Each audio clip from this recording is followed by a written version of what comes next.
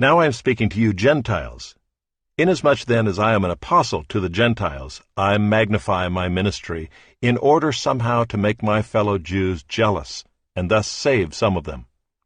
For if their rejection means the reconciliation of the world, what will their acceptance mean but life from the dead? If the dough offered as firstfruits is holy, so is the whole lump, and if the root is holy, so are the branches.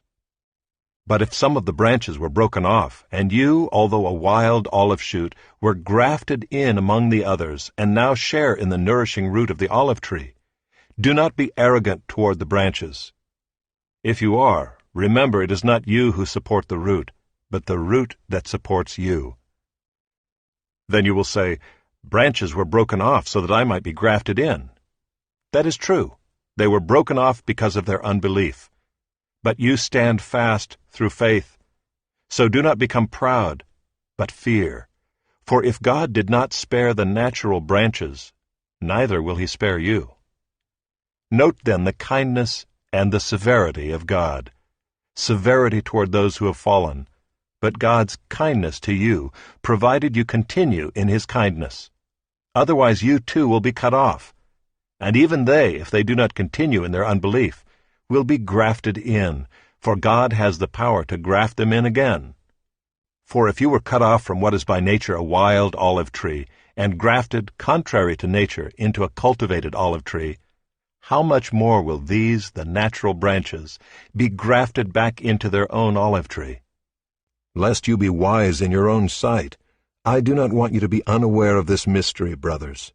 A partial hardening has come upon Israel until the fullness of the Gentiles has come in.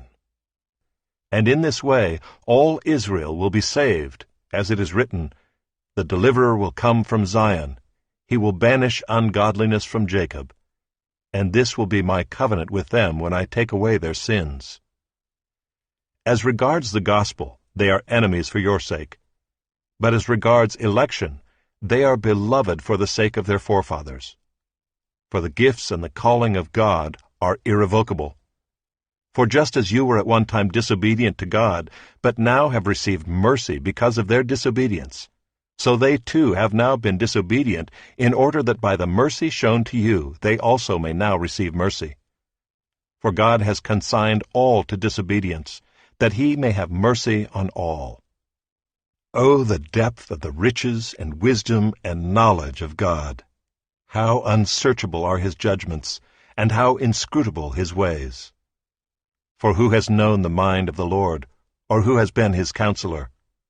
Or who has given a gift to him that he might be repaid? For from him, and through him, and to him are all things. To him be glory forever. Amen.